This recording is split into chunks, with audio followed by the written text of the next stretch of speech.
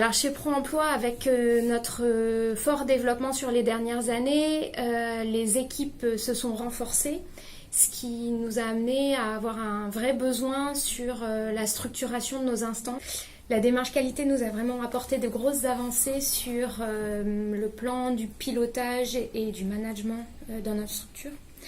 Alors on avait déjà vraiment des instances de pilotage et de décision, déjà un management qui était structuré, mais il nous manquait vraiment de l'uniformisation et de la professionnalisation.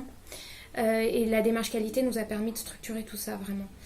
Ce qui est important, c'est qu'on a vraiment pris dès le départ la qualité comme un principe de management justement, qui n'est pas déconnecté de la vie de l'entreprise, mais qui vient vraiment la structurer.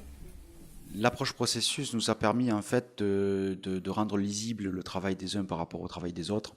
Et les personnels ont conscience en fait de ce qui se passe avant et ce qui se passe ensuite après, et rendre l'approche systémique par rapport au processus de l'accueil, de la mise à disposition, de l'insertion, et puis des processus support comme la communication.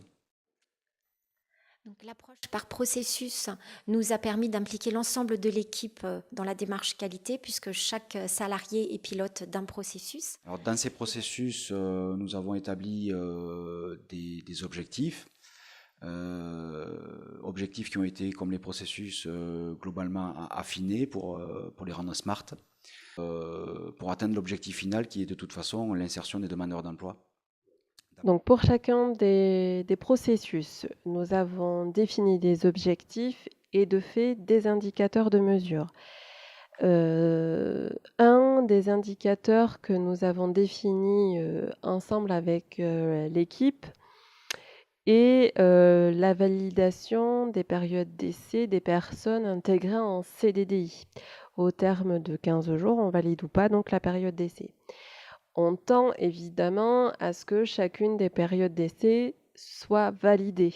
Or, pour l'instant, on n'est pas à 100% et on essaie de mesurer quelles sont les causes de cette non-validation. Est-ce que c'est de la non-adhésion du salarié? Est-ce que c'est une incompatibilité avec le poste? Ou d'autres raisons X ou Y qu'on essaie d'identifier afin de prévenir d'autres cas similaires qui nous conduiraient à une non-validation. Le deuxième indicateur qui est davantage lié au processus qualité de vie au travail au sens des ressources humaines, c'est de tendre vers le 50-50 parité homme-femme pour chacun de nos ateliers. Et pour l'instant, donc, on ne l'atteint pas, on ne peut que le constater.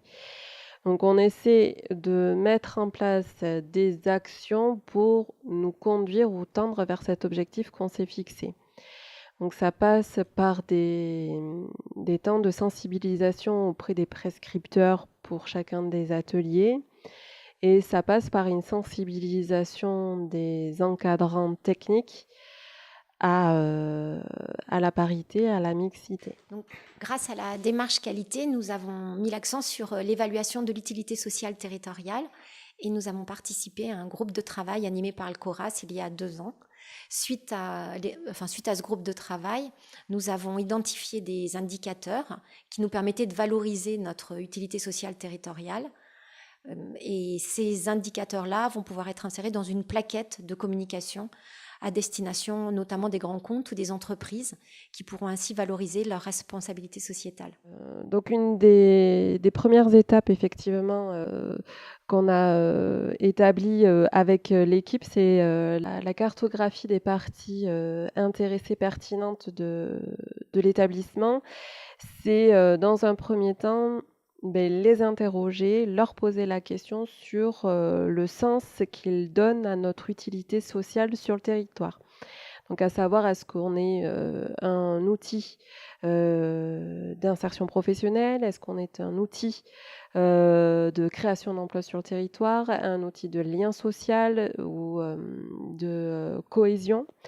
Ça a été une de nos premières étapes, ce qui nous a permis effectivement de dégager des grands objectifs pour chacune des parties intéressées pertinentes. Donc l'approche par les risques et les opportunités, je dirais que c'est l'entrée qui nous a demandé le plus de travail d'acculturation. On a encore effectivement du travail à faire dans la structuration et dans l'identification des différents leviers de ces risques-là. Par exemple, sur les risques commerciaux, où quand on a un seul et unique client, on sait que c'est un risque. Et maintenant, le fait de passer à l'écrit et la démarche qualité nous contraint à l'écrire et à établir un plan de limitation de ce risque, ou en tout cas de maîtrise de ce risque-là.